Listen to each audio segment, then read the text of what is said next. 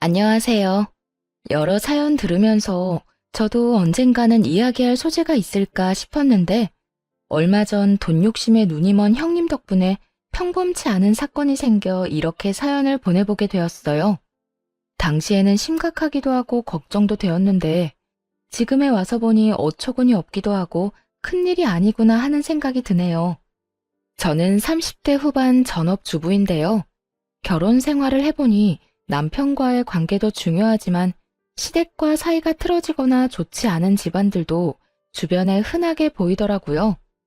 그래서 결혼 초반에 걱정을 많이 했는데 걱정할 필요가 없게 만들어준 사람이 지금의 남편이에요. 신랑은 별 볼 일 없는 평범한 회사원이지만 막둥이로 사랑을 많이 받고 자라서인지 애교도 많고 저희 가정뿐 아니라 양가 가족들을 잘 챙기는 덕분에 저도 시댁에 적응을 잘할 수 있었어요. 더군다나 시어머님도 저를 많이 아껴주셔서 저도 시어머님을 친정엄마처럼 사랑하고 존경하게 되었어요. 시댁에 딸이 없어서인지 지금도 친딸과 엄마처럼 집에 자주 찾아뵙고 데이트도 많이 하고 있답니다. 또 대화가 많이 없는 친정도 저와 신랑이 있으면 웃음꽃이 끊이지 않을 정도로 신랑은 집안에 없어서는 안 될 고마운 존재가 되었답니다. 남편과 이런 결혼 생활을 하는 것이 제게는 더욱 꿈만 같은데요.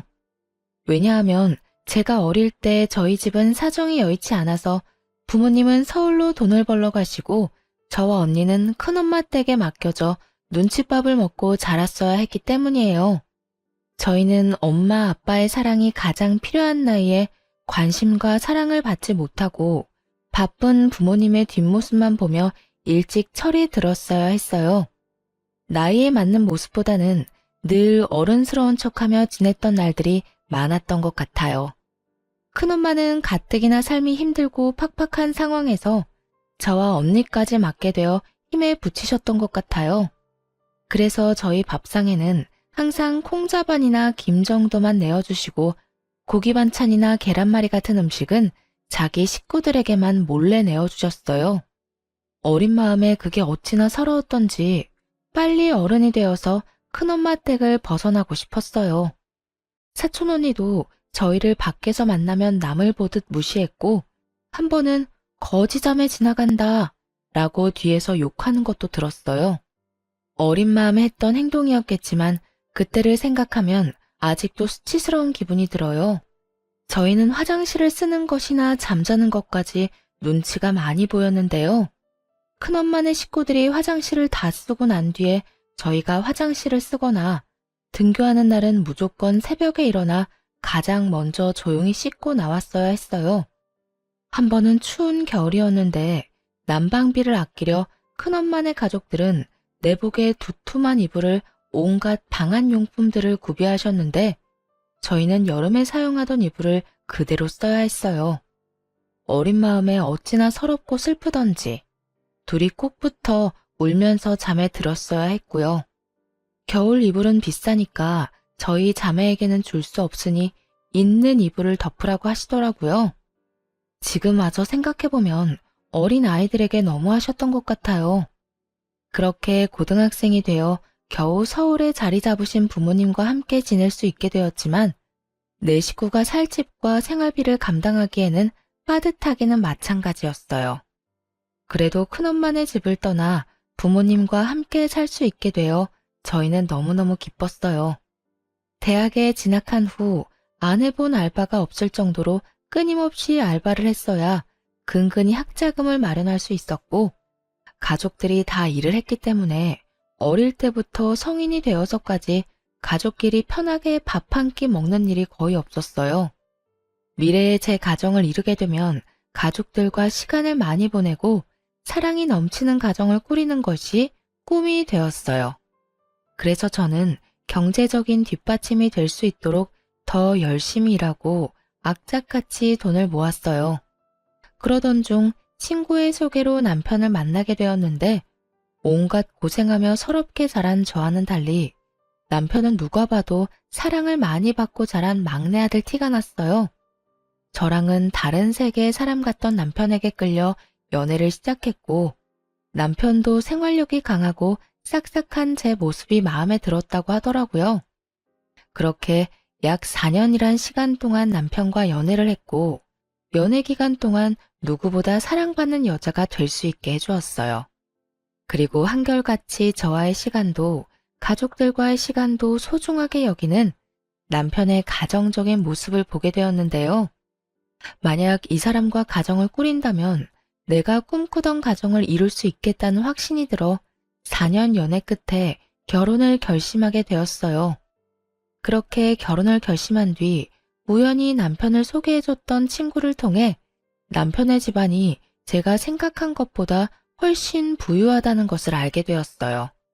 사실 괜찮은 정도라고는 알았지만 경제력으로 동네에서는 꽤나 유명한 모양이었어요. 그에 반해 저희 집은 그때까지도 살림이 여의치 않아 저의 결혼식까지 부담스럽게 생각하셨어요. 혼수나 예단을 그때 당시에는 지금처럼 생략하는 분위기가 아니었기 때문에 부모님도 걱정이 되셨나 봐요. 엄마는 가난한 집 때문에 딸이 무시당할까봐 많은 걱정을 하셨고, 솔직히 저도 그 부분이 걱정이 되더라고요. 드라마에서 나오는 부유한 집 자식과 가난한 집 자식의 결혼이 떠오르면서 저를 반대하시거나 핍박하시면 어떻게 하나 하는 막연한 두려움이 들었어요.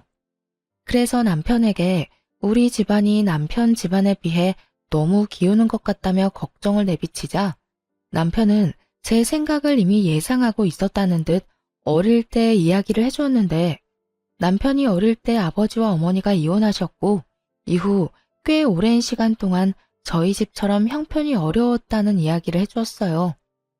대령아, 우리 엄마도 우리 때문에 고생 많이 하셨는데 내가 고등학생 때까지만 해도 우리 셋이 바퀴벌레 나오는 단칸방에 살았었어.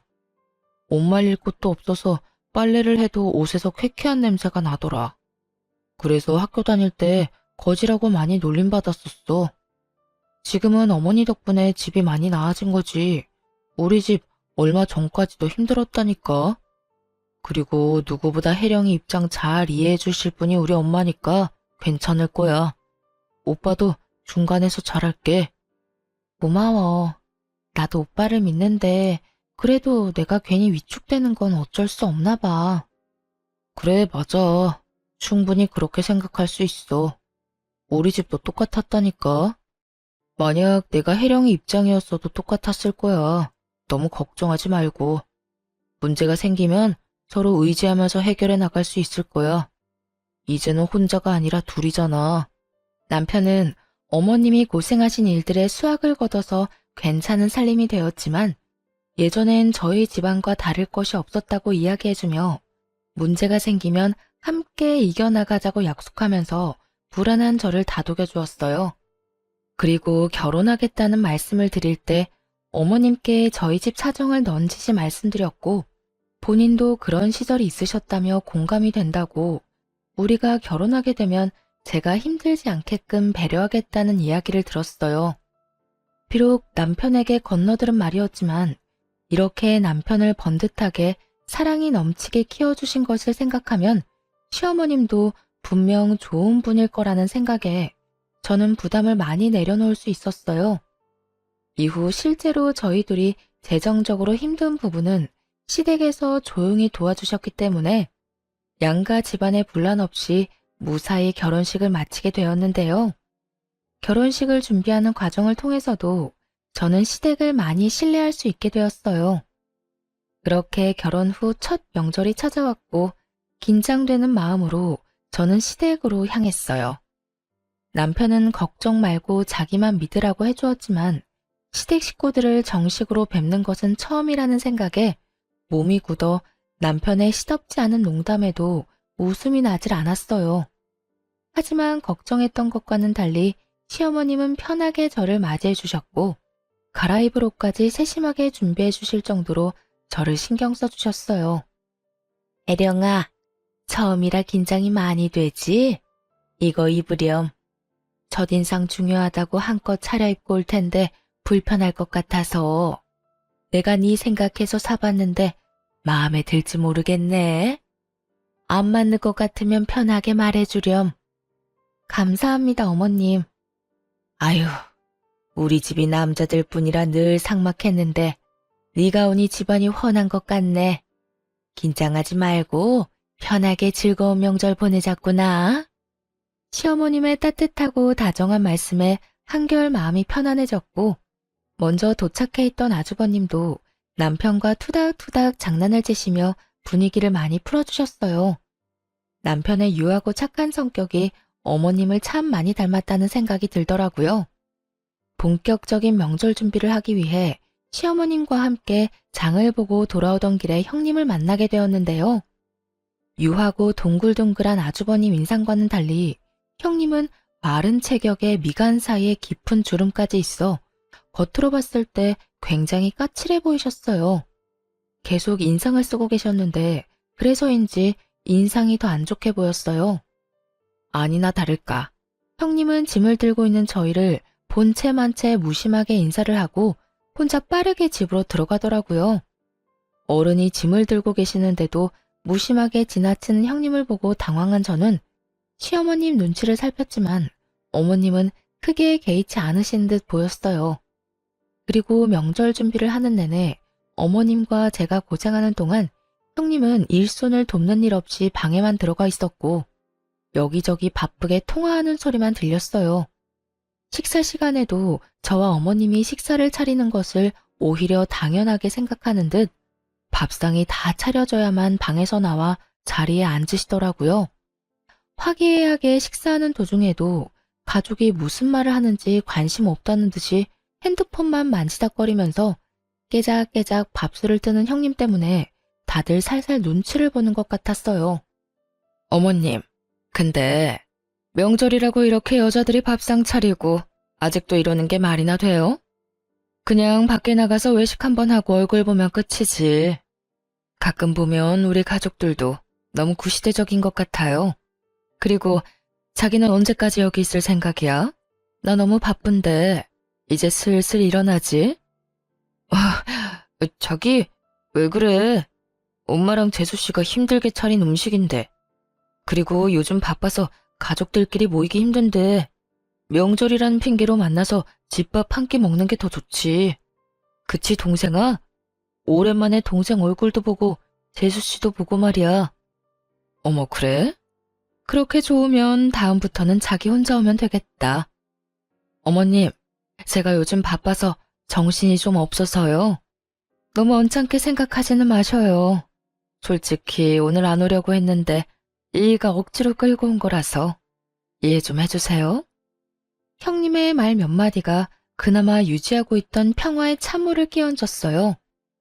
이후에도 어머님과 제가 고생하면서 차린 음식이 너무 짜다며 투정을 부리질 않나 은근히 시댁을 무시한 듯한 발언도 서슴지 않고 하더라고요. 아휴, 저희 부모님이 이런 음식 보시면 깜짝 놀라실 것 같아요. 하긴 자기도 그냥 평범하니까 기대하면 안 되는데 내가 자꾸 이러네. 그만해 좀. 아주버님은 계속 말을 끊으며 형님께 눈치를 줬고 저희 남편도 언짢아하는 티를 냈지만 형님은 아랑곳하지 않고 하고 싶은 말을 하시더니 이내 일어나 집에 먼저 가겠다며 떠나셨어요. 어머님은 그런 형님을 크게 신경 쓰는 것 같지 않으셨지만 속으로는 형님을 좋아하지 않으시는 것이 느껴졌어요. 저도 형님과의 첫 만남이었지만 형님이 별로 마음에 들지 않았어요. 어머님께 틱틱거리는 것도 마음에 들지 않았고 여러 사람 기분 상하게 하는 데에 특별한 능력이 있나 보다 하는 생각이 들었죠. 그렇게 저의 첫 명절이 지나가게 되었어요. 긴장했던 것이 무한할 정도로 시댁 식구들이 저를 편안하게 해주셔서 앞으로는 걱정할 필요가 없겠다는 생각이 들었어요. 어머님도 주차장까지 배웅을 나와주시고 집에서 먹을 반찬이나 음식을 바리바리 싸주셨어요.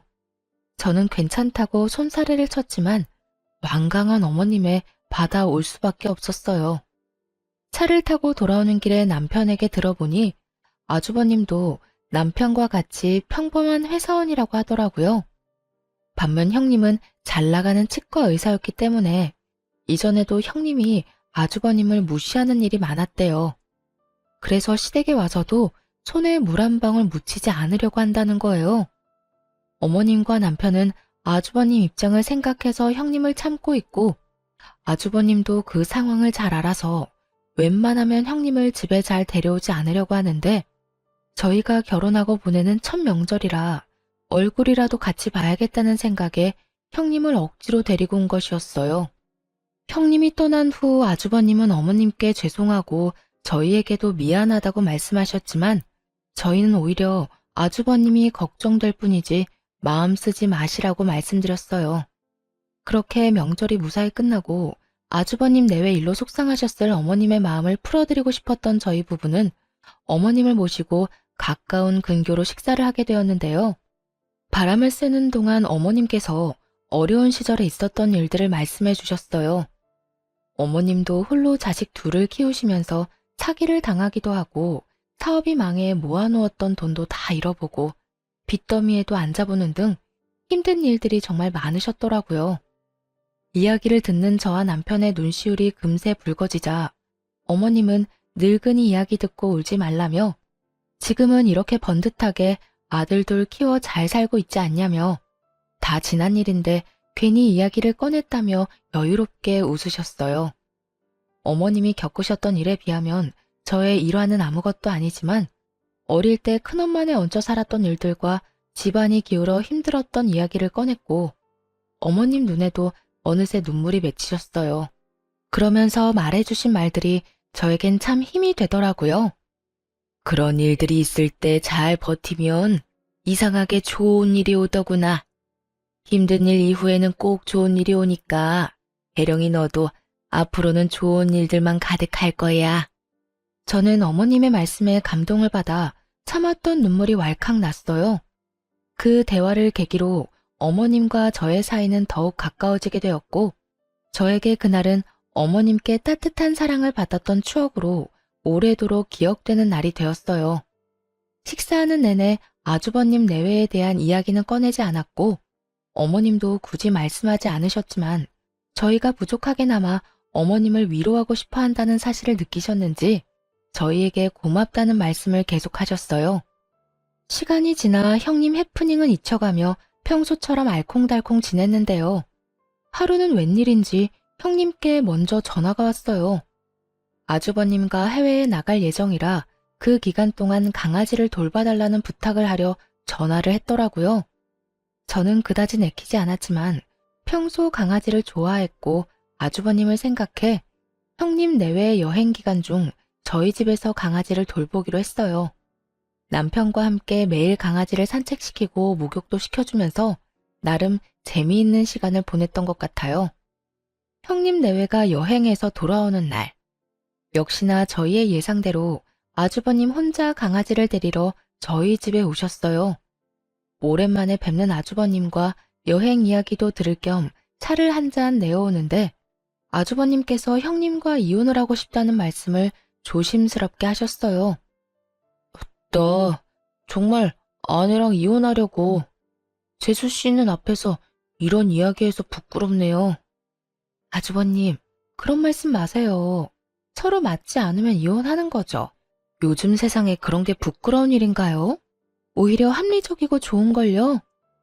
그렇게 말해주니 고맙네요. 민호야, 네가 결혼을 참 잘했다.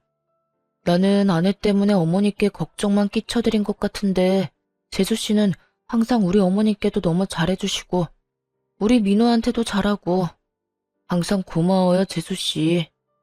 별 말씀을요. 시댁에서 너무 잘해주셔서 오히려 제가 감사한걸요. 아주버님은 형님과 더 이상 같이 사는 것은 의미가 없는 것 같아 여행 중에 이혼을 요구했지만 형님은 아주버님과 이혼을 하지 않겠다고 했대요. 그 이유는 다름 아닌 돈 때문이었는데요. 시댁이 부유하다는 것은 알았지만 실제로 시어머님은 꾸준한 부동산 경매로 자산을 불려오셨고 가지고 계신 부동산만 수십 채라고 들었어요. 상가 건물만 5채가 넘는다는 이야기를 들었지만 구체적으로 자산의 규모가 어느 정도인지는 정확히 알지 못했는데요. 이 사실을 대략 알고 있던 형님도 시어머니가 돌아가시게 되면 어머님 유산이 대부분 아주버님께 올 것이라고 생각했고, 유산을 받은 이후에 이혼하게 되면 위자료를 한 푼이라도 더 받을 수 있을 거라는 생각에 이혼하지 않겠다고 버티고 있는 것이었어요. 평소 형님이 가정주부인 저를 무시하는 이유도 별 볼 일 없는 가난한 집안 출신이기 때문에 애초에 어머님 성에 차지 않을 것이라 생각했기 때문이었어요.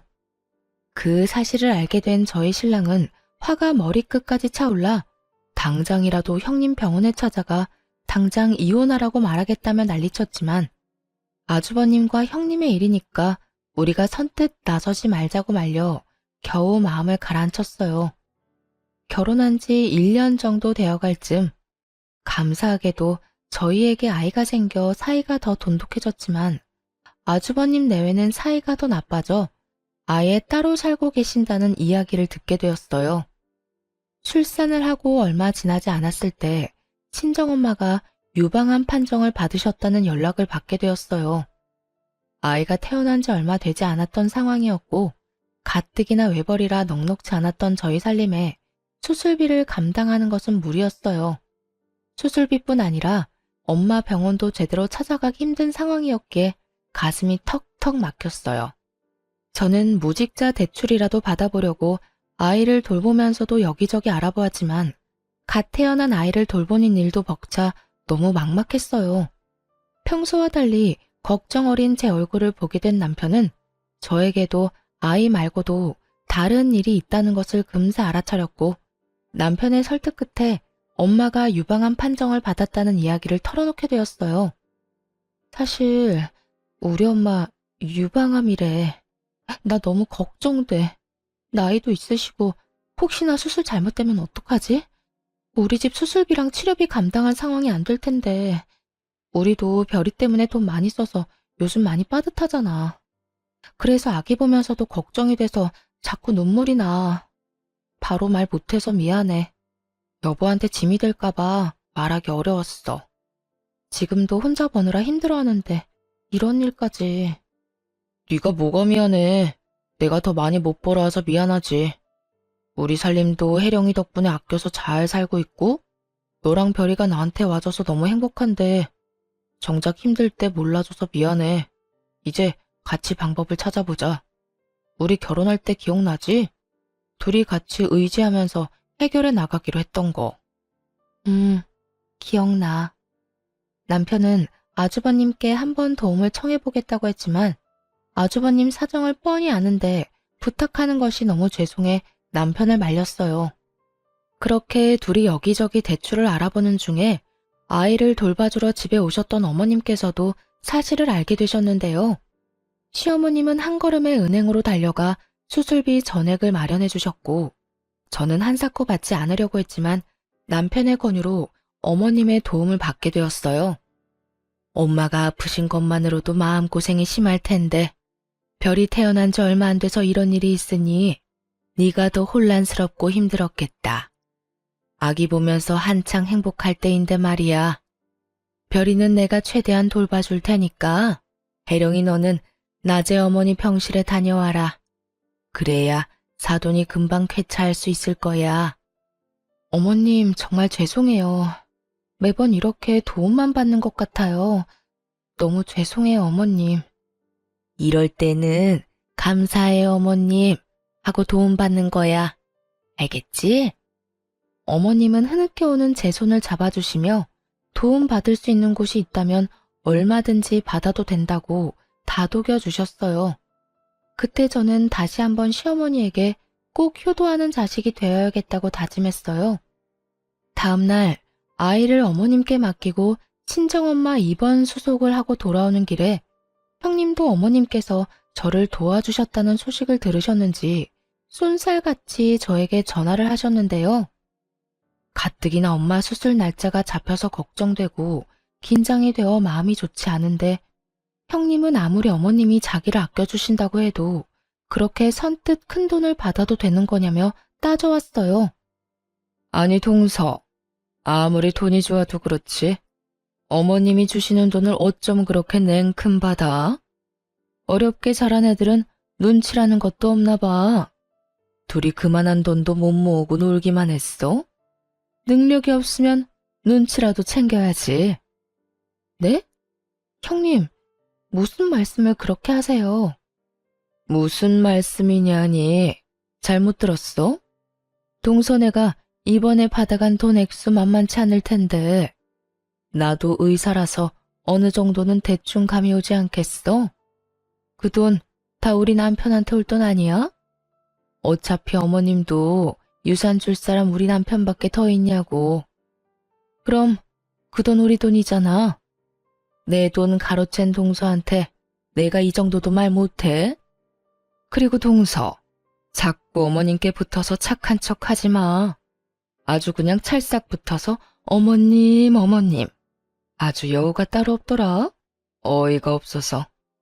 그럴 시간에 나가서 정당하게 돈을 벌지 그래. 어머님이 이번엔 불쌍해서 도와주신 거니까 다음에 또 손 벌릴 궁리하지 말라는 말이야. 알았어? 그리고 이번에 돈을 받았다고 해서 어머님 유산이 저희 부부에게 갈 거라고 착각하지 말라고 하더라고요. 형님의 말도 안 되는 억지와 폭언에 저는 너무 어이가 없었어요. 계속 듣다 보니 아무리 손윗 사람이라도 선을 넘었다는 것은 말해줘야겠다는 생각이 들어 한마디 했습니다. 형님은 상도덕도 없어요? 엄마가 암 판정을 받아서 힘든 사람한테 이런 식으로 얘기하는 게 개념 있는 행동인 것 같아요. 그러거나 말거나 형님은 자신의 돈을 뺏겼다는 생각에 분했는지 도리어 윽박을 지르더군요. 뭐? 개념? 동서 말이 심하네. 아니, 따지고 보면 내 말 맞잖아. 어머님이 불쌍해서 준 돈. 그걸 넙죽 받아먹은 동서도 수준 알만한데 뭘. 하긴 없이 살면 그런 큰 돈에 눈 돌아갈 수도 있지. 그런데 어머님이 동서한테 그런 큰 돈을 내준다고 해서 동서 팔자가 바뀔 거라는 착각은 하지 마. 내가 입 아프게 말 안 해도 어차피 그 유산은 장남이 가져가게 될 거야. 그러니까 허튼데 욕심 부리지 말고 그 시간에 장남인 우리 남편한테 조금이라도 더 잘 보이는 게 낫지. 안 그래? 저는 황당하고 힘에 부쳐 형님 전화를 뚝 끊어버렸어요. 그리고 집에 도착해 남편과 어머님을 만났는데 곧바로 서러움에 눈물이 터져 나왔어요. 혜룡아, 무슨 일이야? 장모님 병이 갑자기 더 심각해지신 거야? 아니, 그게 아니라 제가 말을 잇지 못할 정도로 울자 어머님은 따뜻한 물을 가져와 주셨고 물을 마신 뒤 제가 진정될 때까지 꼭 안아주셨어요. 덕분에 한 차례 진정이 된 저는 형님이 제게 했던 말들을 쭉 이야기했고 남편도 어머님도 화가 나 얼굴이 붉게 달아올랐어요. 참다 못한 남편이 형님께 직접 전화해 똑같이 따지겠다는 것을 어머님이 말리셨어요. 그런 생각까지 하고 있는 줄 생각도 못했구나. 그저 말만 이쁘게 못하는 아이인 줄 알았더니 돈 욕심이 하늘을 찌르는구나. 이런 아이인 줄 알았으면 애초에 결혼 허락도 안 시켰을 게다. 이럴 게 아니라 첫째한테 말해야겠어. 얼른 이혼하면 좋겠다고. 위자료가 얼마가 들던 이혼은 무조건 밀어붙여야겠어. 이후 아주버님도 형님의 만행으로 오만정이 떨어져 더 강하게 이혼을 요구하기 시작하셨다고 들었어요. 형님이 저에게 사과하리라고 기대조차 하지 않았는데요. 역시나 사람은 안 변한다고 제가 남편과 아주버님을 깨워 자기만 나쁜 년으로 만든다며 시어머님께 제 욕을 한 바가지 했다고 하더라고요. 하지만 어머님은 제가 울었던 당시 함께 계셨기 때문에 그 말을 믿지 않으셨어요. 시어머님 도움으로 엄마 수술이 잘 끝나고 저도 낮에는 아이를 맡기고 병간호를 꾸준히 하며 안정기에 접어들었을 무렵이었어요. 동네 부동산 중개업자들 사이에서 시어머님이 무리한 투자로 부동산과 돈을 다 잃으셨다는 소문이 돌기 시작했는데요. 업자들 사이에서 저희 시어머님은 큰 손으로 유명하셨기 때문에 소문이 더 빠르게 퍼져나갔고 부동산에 관심이 없던 저희 부부에게까지 그 이야기가 들려오게 되었어요. 소문이 퍼지고 있는 중에도 어머님은 아기를 봐주시러 저희 집에 자주 들러주셨는데 그 일에 대해 알고 계시는 건지 모르시는 건지 별다른 말씀은 없으셨어요. 저희는 어머님이 걱정되기도 했지만 평소와 다름없이 평온한 어머님의 모습 때문에 소문일 뿐이라고 믿었어요. 그래서 평소와 다름없이 어머님과 좋은 시간을 보내려고 노력했어요. 반면에 형님은 전혀 그렇지 못했죠. 하루는 남편과 아이와 함께 시댁에서 식사를 하고 있는데 갑자기 형님이 문을 벌컥 열고 들어왔어요. 신발도 제대로 벗지 않은 채 집 안까지 들어온 형님은 어머님을 붙잡고 진짜 망하셨냐며 갑자기 소리를 지르기 시작했어요. 어머님, 진짜 망하신 거예요? 부동산 다 잃었다면서요. 대답을 좀 해보세요, 대답. 그러게 늙은이가 집이나 지키지 투자가 웬 말이에요. 있는 돈 잘 모아놓으면 이딴 문제는 없잖아요. 아니면 진짜 노망 났어요? 대답 좀 해봐요. 형님이 어머님 코앞으로 다가가 소리를 질렀지만 어머님은 아무 대답도 하지 않으셨어요. 나한테 위자료 준다고 했다면서? 내 돈 어쩔 거예요? 이런 코딱지만한 콩가루 집안에서 내가 얼마나 시간을 허비했는지 몰라요? 위자료 토해내요, 빨리. 형님은 무슨 노망이 나서 그렇게 돈을 다 날리셨냐며 울고 불고 어머님을 잡고 난리를 쳤고 끝까지 어머님은 아무 대답도 하지 않으셨어요. 형님이 얼른 위자료 내놓으라며 소리를 지르면서 어머님을 붙잡고 흔들자 그 꼴을 더는 보지 못하겠어서 저희가 나서서 형님 손을 내쳤어요. 그 힘에 형님은 종이장이 흔들리듯 바닥에 넘어졌는데 바닥에 넘어지자마자 악에 받쳤는지 벌떡 일어나 저희에게 손가락질하며 소리를 지르더군요. 아니 너네는 뭔데 나서? 그래 너는 이 순간만 바래왔지? 어머님이 망하든 말든 상관없이 나한테 복수하고 싶었지. 지금 이 순간에도 그렇게 잘 보이고 싶어? 상황 파악이 안 돼? 어머님 망했다니까. 너네가 그토록 바라던 돈 한 푼도 없으시다고. 그만하세요, 형님. 언제 한번 어머님 모시고 제대로 된 식사라도 한 적 있어요? 형님 배 채울 생각만 하다가 계획대로 안 되니까 어디로 와서 행패해요? 설사 어머님이 망하셨다고 해도 사랑하는 가족이고 집안의 어른이세요. 이런 식으로 와서 울고불고 난리치는 게 맞아요? 의사라면서요. 많이 배웠다면서요. 이게 많이 배운 사람이 할 행동이에요. 너 이게 뭐라고? 말 다 했어? 보자 하니까 무식한 게 끝도 없이 기어오르네. 네 위치를 알고 말해. 너도 지금 윗사람한테 대드는 거 아니야? 아, 지금 또 기회다 하고 여우짓 하는 거지? 어머님한테 그렇게 잘 보이고 싶어? 그러려고 여기서 나올 때까지 기다렸니? 여우는 무슨 그런 식으로 사람 이상하게 만들면 좋아요? 그리고 어머님 돈이 왜 형님 돈이에요? 어머님이 산전수전 다 겪으시면서 힘들게 모아온 돈이에요. 형님이야말로 어머님에 대해 아무것도 모르고 우리 집안에 아무 공헌도 안 해놓고 그 돈이 형님 돈이라고 우기는 게 그게 바로 거짓인 바 아니에요? 도대체 뭘 안다고 소리를 질러요? 어른 앞에서 악지르고 떼쓰고 나이 먹고 부끄러운 줄 아세요? 자꾸 저보고 무식하다고 하시는데 진짜 무식한 건 형님이에요. 뭐라고? 너 지금 나이 먹고 부끄러운 줄 알라고? 무식하다고? 말 다 했어? 말 다 했냐고? 그러든 말든 너가 무슨 상관인데 난리야? 그만하시고 저도 형님처럼 막무가내로 나가기 전에 당장 이 집에서 나가요. 내가 여기서 왜 나가? 씨. 늘 조용하고 소극적이던 제가 강하게 나오자 당황한 형님이 머뭇거렸고 그러던 찰나 남편이 나서서 형님을 집 밖으로 끌어내 쫓아버렸어요. 형님은 끌려가면서도 소리를 버럭버럭 지르고 안간힘을 썼지만 워낙 마른 몸짓이라 남편이 손쉽게 끌고 나가더라고요. 그 모습이 너무 볼품없어 꽤 우스꽝스럽기도 했어요. 이후에도 씩씩대며 흥분하는 저희 부부를 오히려 어머님께서 담담하게 진정시키셨어요. 어머님은 아주버님이 괜히 속만 끓을 테니 형님이 왔었다는 것을 알리지 말라고 하셨지만 저희는 아주버님도 아셔야 문제를 해결하실 수 있다고 어머님을 설득해 아주버님께 있었던 상황을 알려드렸어요. 아주버님은 그 길로 이혼 소송에 들어가셨고 오히려 위자료를 받고 이혼을 하시게 되었는데요. 형님이 시댁 욕을 하고 저와 어머님을 무시하는 통화 내용을 몰래 제가 모두 녹음했을 뿐 아니라 형님이 시댁에 찾아와 난리를 친 내용도 녹음하고 있었기 때문에 손쉽게 증거로 낼 수 있었어요.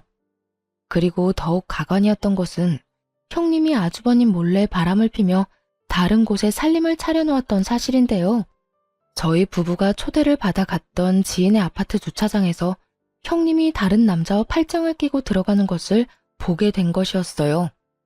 저희는 형님이 바람을 핀다는 것을 직감했고 아주버님이 위자료를 주고 헤어질 게 아니라 위자료를 받고 이혼해야 한다고 생각했어요.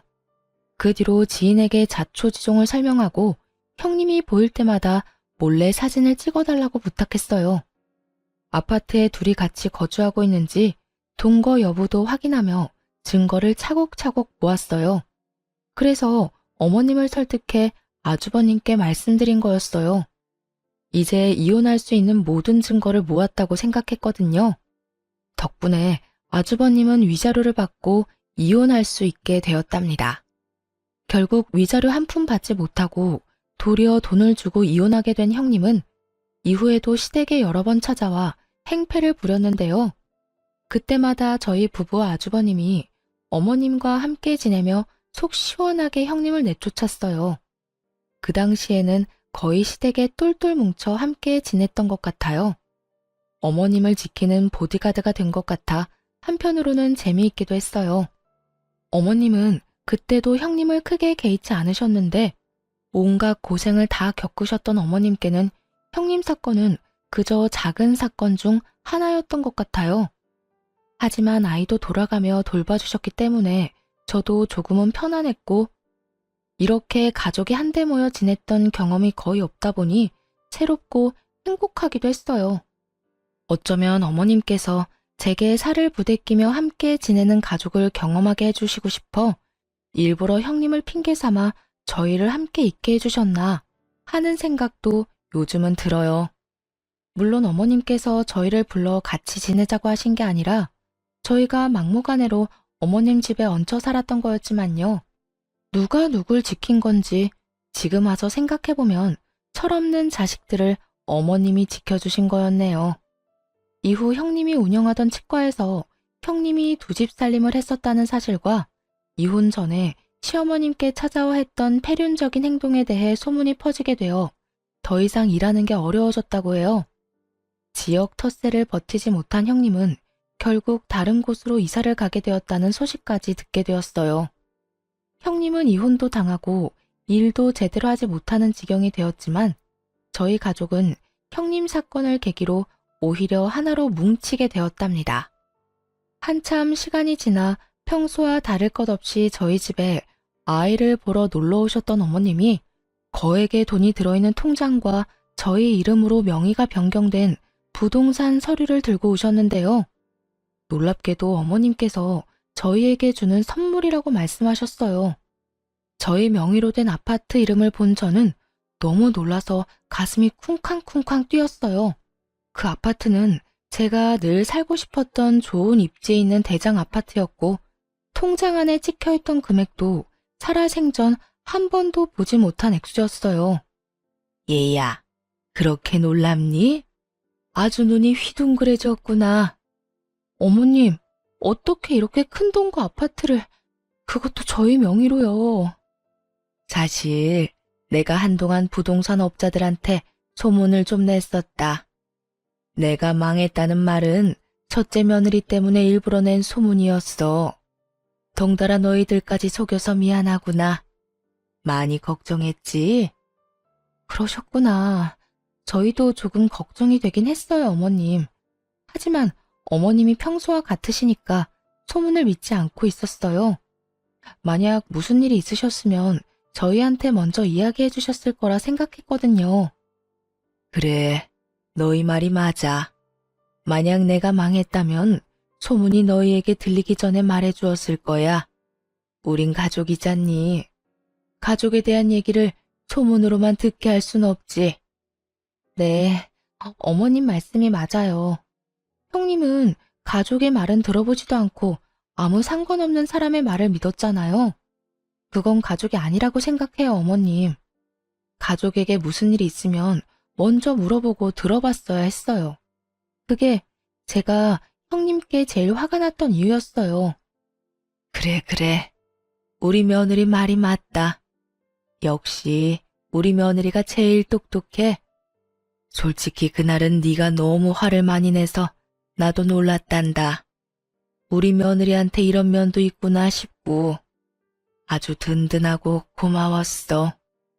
늘 내 편이 되어주겠구나 하고 감동적이기도 했고 엄마도 큰 며느리가 너를 막 대했을 때 너무 화가 났지만 무작정 내가 화를 내면 더 물러서지 않았을 거라 조용히 참고 있는다고 나도 힘들었단다. 그동안 부족한 엄마 옆에 항상 있어주고 믿어주어 고맙구나. 이건 너희에게 주는 내 선물이니까 부담 갖지 말고 받아주렴. 알고 보니 어머님은 형님이 어머님 유산을 노리고 아주버님과 이혼하지 않고 버티고 있다는 것을 알고 계셨어요. 그래서 동네 중개업자들에게 일부러 소문을 내게 하셨던 거였어요. 그동안 투자가 망한 게 아니라 오히려 더 잘 되고 있던 상황이셨대요. 어머님은 저희 부부에게 그동안 사실대로 이야기하지 못해 미안하다고 하시며 아무 말 없이 믿어주고 옆에 있어줘서 고맙다는 말씀을 하셨어요. 저희는 절대 받을 수 없다고 말씀드렸지만 어머님이 너무 완강하셨던 탓에 결국 감사히 받게 되었어요. 그 뒤로도 어머님은 생각지 못한 금액의 돈을 종종 저희에게 베푸셨어요. 받지 않겠다고 해도 워낙 의견이 강하셔서 받긴 받았는데요. 값진 돈 절대 낭비하지 말자고 생각해 그 돈을 차곡차곡 모아두었죠.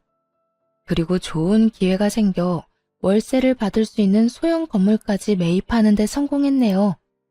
덕분에 저희 생활비 외에도 어머님께 넉넉한 용돈을 드릴 수 있는 수준이 되었어요. 어머님께서 저희 쓰라고 주신 돈이지만 그것을 마냥 저희를 위해서만 쓰기보다 늘 도움을 주셨던 어머님께 돌려드리고 싶은 마음이 컸거든요. 다행히 열심히 투자 공부를 하고 발로 뛴 덕분에 어머님께 효도를 할 수 있게 돼서 요즘 너무 감사하고 행복해요. 그리고 형님이 지방에 있는 작은 병원에서 겨우 입에 풀 칠할 정도로 생활하고 있다는 소식을 건너 듣게 되었죠. 되도 않는 욕심만 부리다가 모든 것을 잃고 쫓겨난 형님의 끝을 보면서 어려운 환경에서도 헛된 욕심을 품지 않고 살아온 제 자신에게 감사함을 느꼈어요. 저희 부부는 새로운 마음으로 어머님이 주신 아파트로 이사를 했어요. 저희 집이 생기다니 아직도 믿기지 않지만 이곳에서 우리 세 식구 사랑 넘치게 살아보려 해요. 그리고 여전히 시댁 식구들과는 화목하게 지내며 재미있는 나날을 이어가고 있어요. 얼마 전에도 다 같이 모여 맛있는 음식과 영화를 보며 시간을 보냈는데요. 아주버님 농담에 저희 남편의 애교, 아이가 쑥쑥 크는 모습까지 저희는 시간 가는 줄 모르고 웃고 떠들면서 보냈답니다. 지금은 경제적인 것보다 제가 꿈꾸고 바래왔던 따뜻하고 사랑이 넘치는 가정을 이루게 된 것이 저에게는 가장 큰 선물이 아닐까 생각해봐요. 생각해보니 어머님이 저에게 하셨던 말씀처럼 힘든 시기 후에 좋은 일이 찾아왔네요. 여러분도 힘든 시간을 보내고 계신다면 곧 좋은 일이 올 거라고 말씀드리고 싶어요. 긴 사연 들어주셔서 감사합니다. 모두 사랑하는 가족들과 행복한 시간